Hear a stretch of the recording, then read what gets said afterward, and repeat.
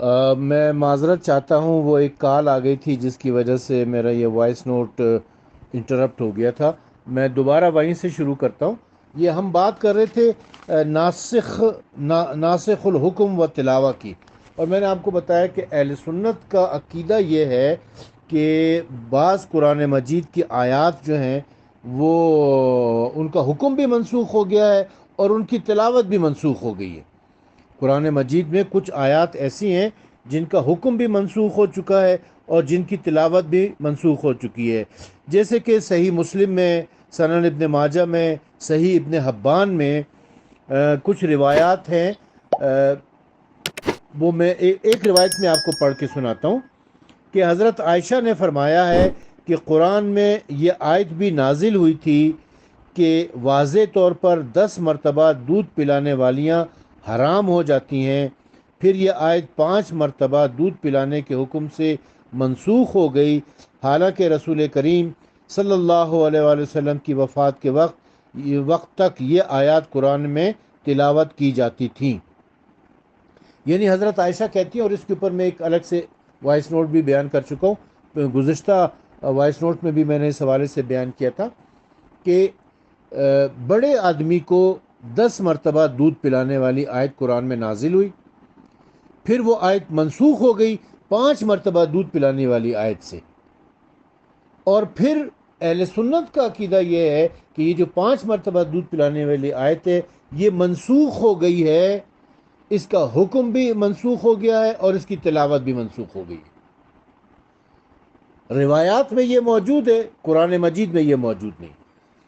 اس روایت سے تو صاف ظاہر ہوتا ہے کہ یہ آیت رسول خدا کی وفات تک قرآن میں موجود تھی، اور آپ صلی اللہ علیہ وسلم کی وفات کے بعد ہی قرآن سے حذف کر دی گئی ہے، اور بقول ان حضرات کے کہ ایسا حضرت ابو بکر کے زمانے میں ہوا، جیسا کہ مولانا حبیب الرحمن صدیقی کاندلوی مقدمہ تفسیر بیضاوی میں لکھتے ہیں کہ ہاں، حضرت ابو بکر کے زمانے میں ان آیات کو حذف کر دیا گیا جو غیر متواتر تھیں، اور ان کی تلاوت بھی منسوخ کر دی گئی۔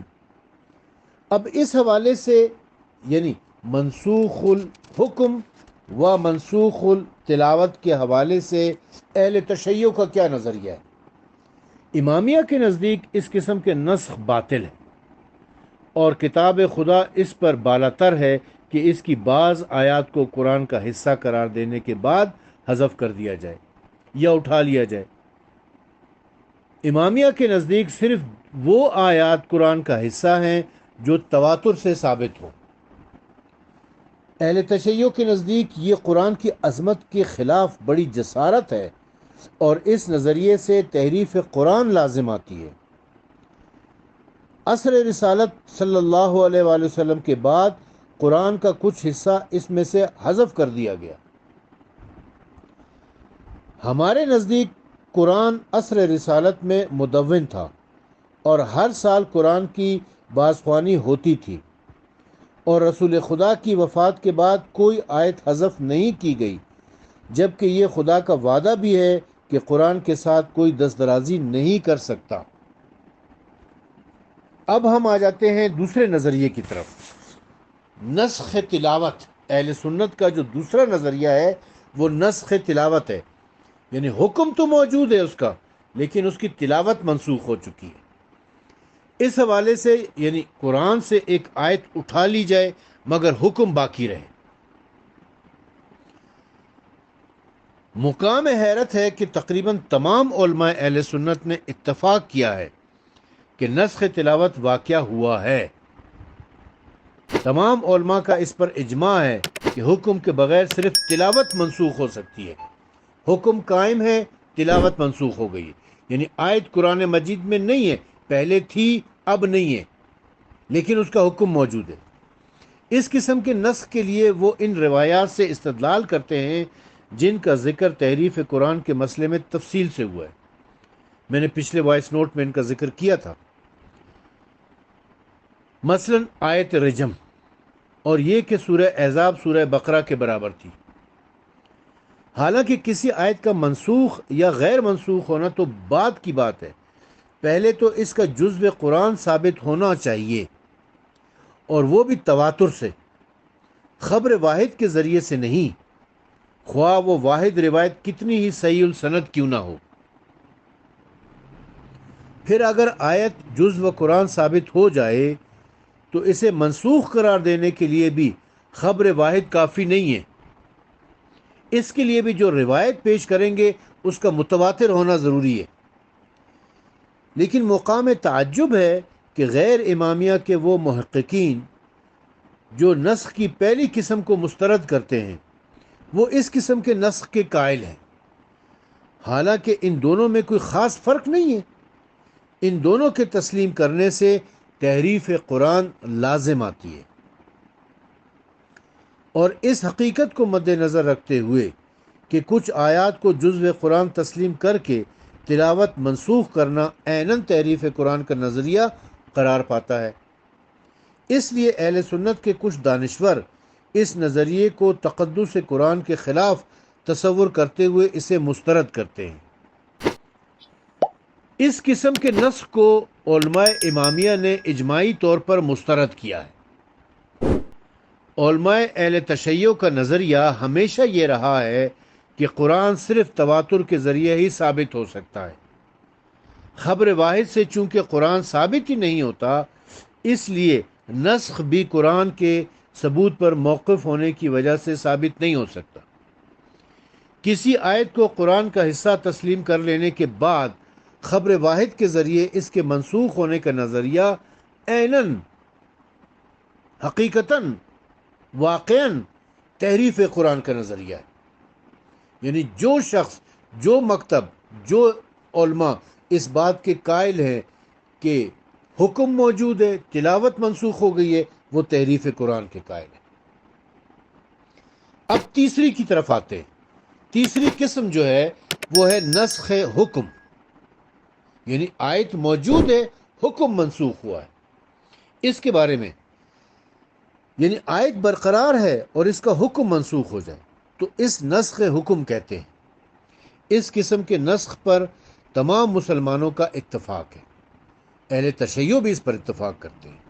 بس ایسا ہی نسخ قرآن مجید میں واقع ہوا ہے۔ مثلا قرآن مجید میں یہ حکم نازل ہوا کہ جب کوئی شخص رسول اکرم صلی اللہ علیہ وآلہ وسلم سے تنہائی میں، علیحدگی میں سرگوشی کرنا چاہے تو پہلے صدقہ دے۔ اس سلسلے میں سورہ مجادلہ کی آیت نمبر 12 نازل ہوئی۔ اے ایمان والو، جب تم رسول سے سرگوشی کرنا چاہو تو اپنی سرگوشی سے پہلے کچھ صدقہ دے دیا کرو۔ اس آیت کے نزول کے بعد علی علیہ السلام نے 1 دینار کے 10 درہم لیے اور 1 درہم صدقہ فرماتے اور رسول کریم سے سرگوشی کرتے۔ حضرت علی علیہ السلام کے علاوہ کسی اور شخص نے صدقہ دے کر اس آیت پر عمل نہیں کیا۔ یہی وجہ ہے کہ خود علی علیہ السلام فرمایا کرتے تھے کہ قرآن کی ایک آیت ایسی ہے کہ جس پر میرے علاوہ کسی نے عمل نہیں کیا ہے، اور وہ یہی سورہ مجادلہ کی آیت نمبر 12 ہے۔ اس حکم کے بعد لوگوں کی سرگوشیاں رک گئیں اور کسی نے اس آیت پر عمل نہ کیا سوائے علی علیہ السلام کے۔ آخر کچھ عرصے بعد سورہ مجادلہ کی آیت نمبر 13 نازل ہوئی، جس میں اس حکم کو منسوخ کر دیا گیا۔ وہ سورہ مجادلہ کی آیت نمبر 13 کیا ہے؟ اس میں اللہ تعالیٰ فرماتا ہے، کیا تم اپنی سرگوشیوں سے پہلے صدقہ دینے سے ڈر گئے ہو؟ اب جب تم نے ایسا نہیں کیا اور اللہ نے تمہیں معاف کر دیا تو تم نماز قائم کرو۔ واقعہ یہ تھا کہ لوگ جب رسول خدا کسی محفل میں بیٹھے ہوتے تھے، درس دے رہے ہوتے تھے، لوگوں کو احکامات دین بتا رہے ہوتے تھے، تو لوگوں کے سامنے اپنے نمبر بنانے کے لیے کچھ صحابہ کرام آ جاتے تھے اور رسول خدا کے کان میں سرگوشی کرنا شروع کر دیتے تھے۔ اس سے ان کا مقصد تو یہ ہوتا تھا کہ لوگ ہمیں دیکھیں کہ ہم رسول خدا کے اتنے قریبی ہیں کہ ان کے ساتھ سرگوشی کرتے ہیں، راز و نیاز کی باتیں کرتے ہیں۔ مگر اس سے رسول خدا ایک طرف ڈسٹرب ہوا کرتے تھے اور دوسری طرف وہ جو درس دے رہے ہوتے تھے، جو احکام شریعت بتا رہے ہوتے تھے، وہ بھی انٹرپٹ ہو جایا کرتا تھا۔ اس لیے اللہ تعالیٰ نے یہ حکم نازل کیا کہ سرگوشی دینے سے پہلے صدقہ دیا کرو۔ مگر علی علیہ السلام کے سوا کسی نے اس آیت پر عمل نہیں کیا، تو پھر اللہ تعالیٰ نے اس آیت کو منسوخ کر دیا۔ تو اس قسم کے ناسخ اور منسوخ آیات قرآن مجید کے اندر موجود ہیں، اور اس کے اوپر شیعہ سنی دونوں کا اتفاق ہے۔ علماء امامیہ بھی ایسے ناسخ اور منسوخ آیات کو تسلیم کرتے ہیں۔ قرآن مجید میں متعدد احکام ایسے ہیں جنہیں دوسری قرآنی آیت کے ذریعے سے منسوخ کیا گیا ہے۔ ناسخ و منسوخ کا جاننا علم القرآن کا اہم ترین باب ہے۔ ہمارے علماء نے، یعنی علماء اہل تشیع نے، اس موضوع کے اوپر بڑی کتابیں لکھی ہیں اور ان تمام آیات کا ذکر کیا کہ وہ کون کون سی آیات ہیں جن کا حکم منسوخ ہو گیا ہے، اور اس کے مقابلے میں جو ناسخ آیات ہیں ان کا بھی ذکر کیا ہے۔ وآخر دعوانا ان الحمد للہ رب العالمین۔